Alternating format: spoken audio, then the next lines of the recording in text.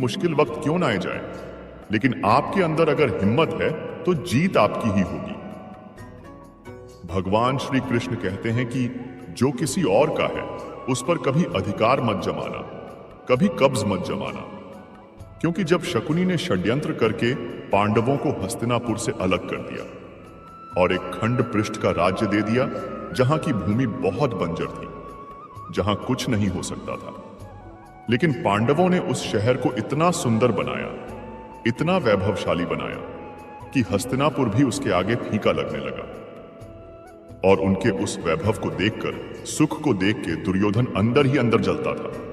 उसने कई बेईमानियां करके, षड्यंत्र करके उनका वो राज्य भी उनसे छीन लिया और जो चीज उसकी नहीं थी उस पर भी कब्जा किया।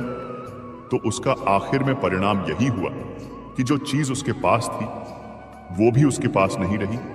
इसलिए जो आपका नहीं है कभी उसे पे अधिकार नहीं जमाना चाहिए।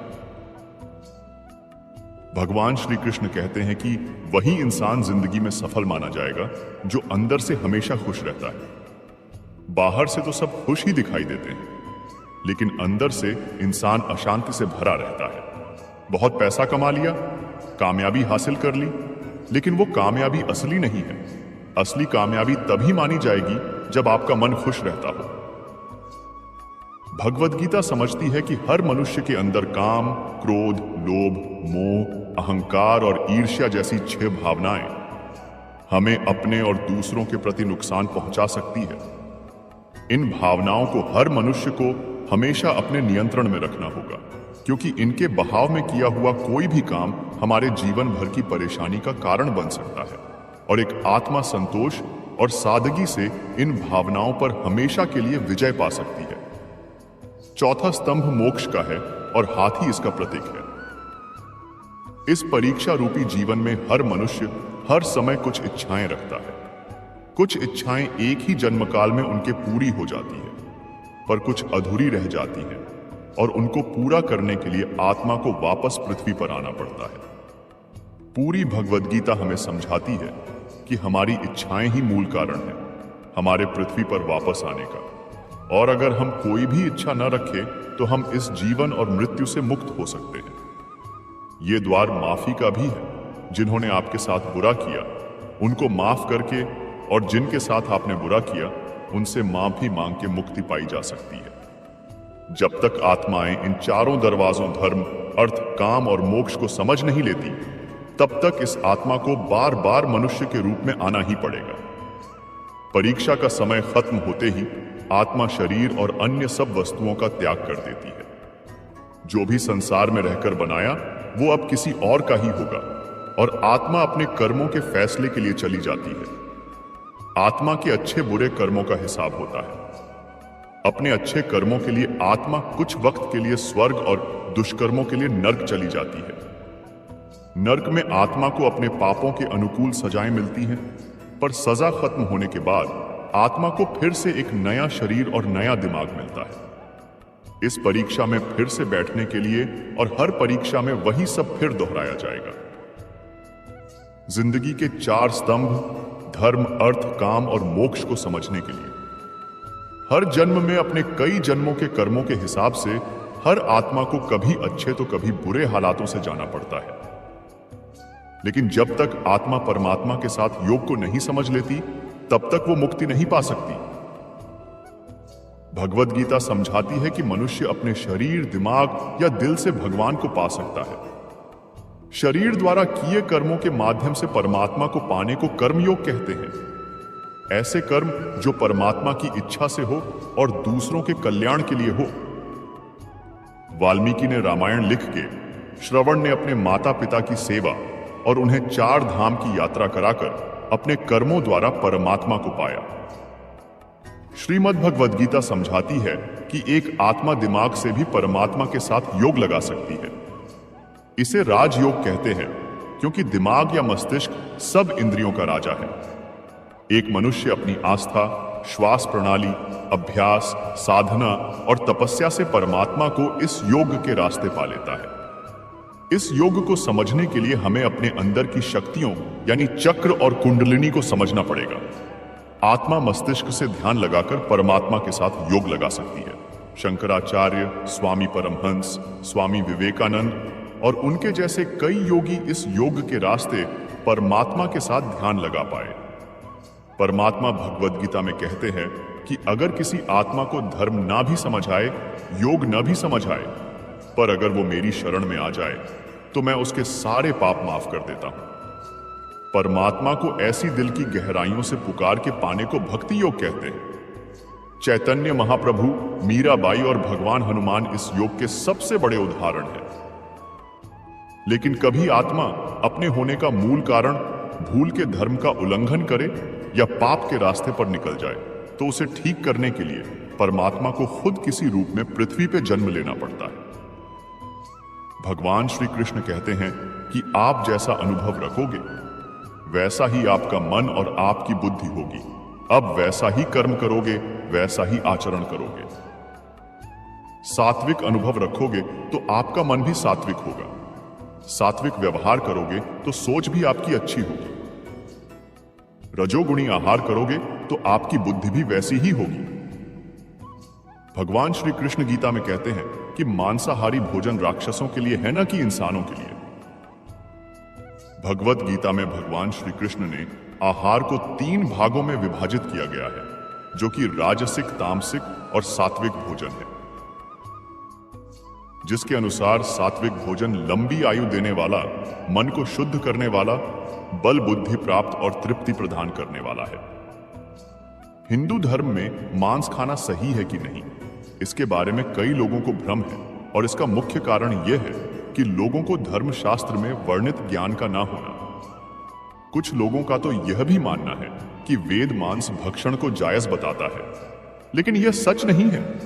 सच तो यह है कि वेदों में स्पष्ट रूप से बताया गया है कि पशु हत्या अर्थात पशु बलि आपकी श्रेणी में आता है। वेदों का सार उपनिषद और उपनिषदों का सार भगवद गीता है, जिसके अनुसार वेदों में मांस खाने की संबंध में स्पष्ट मना किया गया है। वेदों में बताया गया है कि जो मनुष्य नर, अश्व अथवा अन्य किसी पशु का मांस का सेवन कर उसको अपने शरीर का भाग बनाता है, गौ की हत्या कर अन्य जनों को दूध आदि से वंचित करता है, उससे बड़ा पापी इस सृष्टि में कोई भी नहीं। यजुर्वेद में बताया गया कि सभी मनुष्य को परमात्मा के सभी रचनाओं को अपनी आत्मा के सामान तुल्य मानना चाहिए, अर्थात वे अपने जैसे हित चाहते हैं, उसी तरह अन्य का भी हित करें। अथर्ववेद में कहा गया कि हे मनुष्य, तुम चावल, दाल, गेहूं आदि खाद्य पदार्थ आहार के रूप में ग्रहण करो। यही तुम्हारे लिए सबसे उत्तम और रमणीय खाद्य पदार्थों का भाग है। तुम किसी भी नर या मादा की कभी हिंसा मत करो। वह लोग जो नर एवं मादा भ्रूण और अंडों के नाश से उपलब्ध हुए मांस को कच्चा या पकाकर खाते हैं, तुम्हें उनका विरोध करना चाहिए। इसके अलावा ऋग्वेद में भी बताया गया है कि गाय जगत की माता है और उनकी रक्षा में ही समाज की उन्नति है। मनुष्य को उनके समान सभी 4 पैर वाले पशुओं की रक्षा करनी चाहिए। भगवान श्री कृष्ण कहते हैं कि बुरा इंसान कभी अपनी बुराई नहीं छोड़ेगा, चाहे आप उसके साथ कितना भी अच्छा रह लो, वो आपको तकलीफ देगा ही देगा। इसलिए जो जैसा है आप उसके साथ वैसा ही व्यवहार करो। बुरे इंसान के साथ आप कितना भी अच्छा हो जाओ, वो कभी अच्छा नहीं बनने वाला।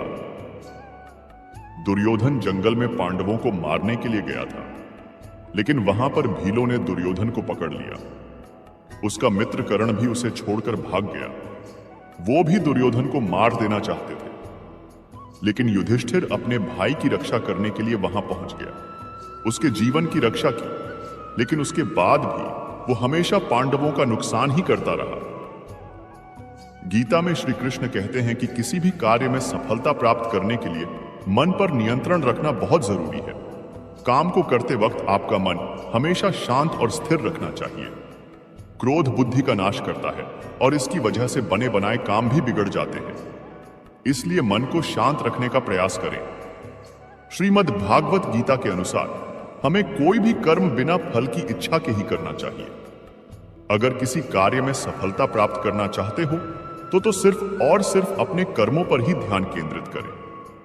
मन में कोई भी अन्य विचार आपको आपके लक्ष्य से भटका सकता है। गीता के अनुसार व्यक्ति को कभी भी अपने कर्मों पर संदेह नहीं करना चाहिए। ऐसा करने से व्यक्ति खुद का सर्वनाश कर बैठता है। इसीलिए सफलता प्राप्त करना चाहते हैं तो जो भी कार्य करें उसे पूरे विश्वास के साथ बिना किसी संदेह के पूरा करें।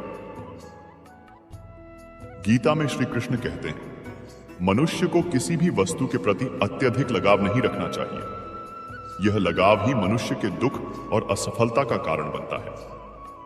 अत्यधिक लगाव से व्यक्ति में क्रोध और दुख का भाव उत्पन्न होता है। इसकी वजह से वह अपने कर्म पर केंद्रित लगाव से बचना चाहिए।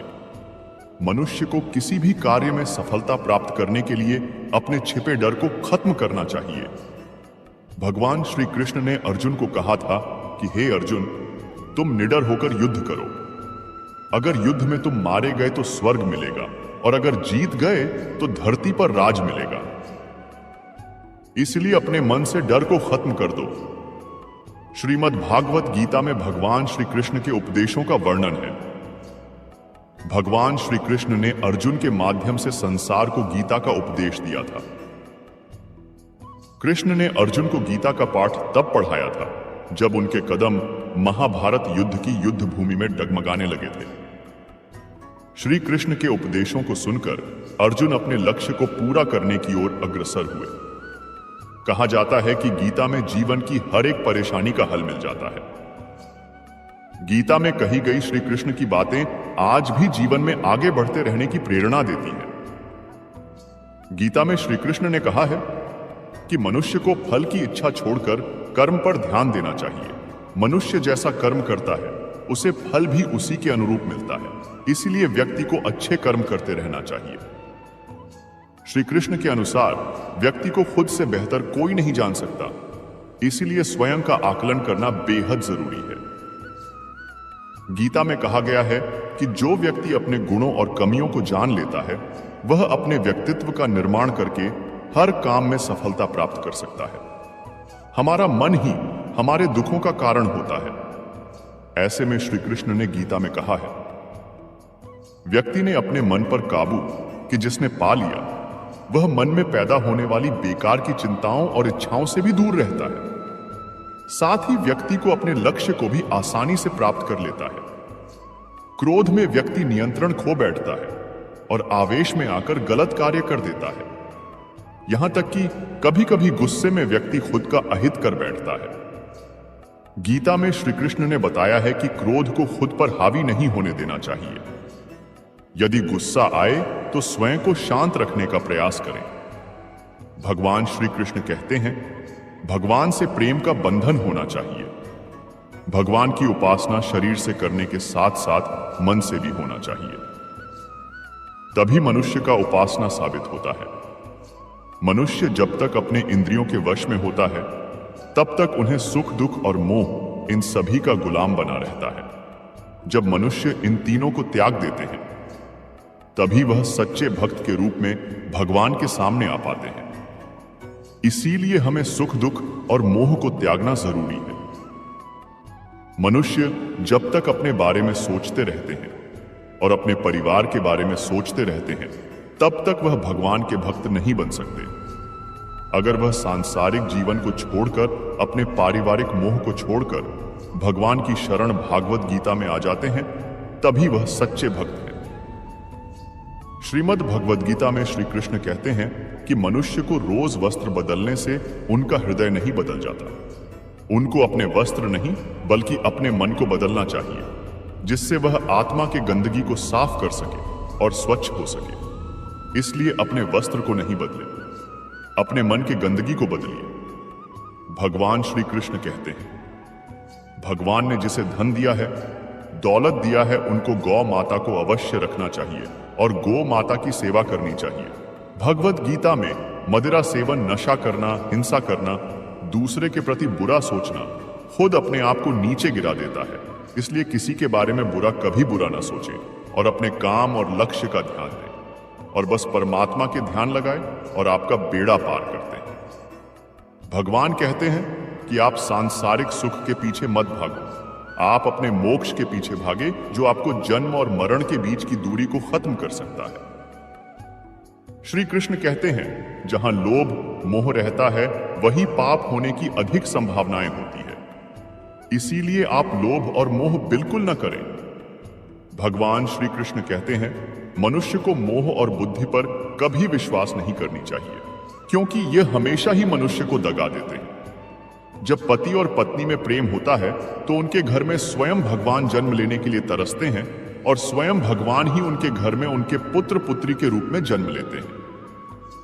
प्यारे भक्तों, भगवान चाहते हैं कि संपूर्ण गीता सार के माध्यम से आप सभी उनको चाहते और शरीर से पूजन करने वाले अपने मन से पूजन करें।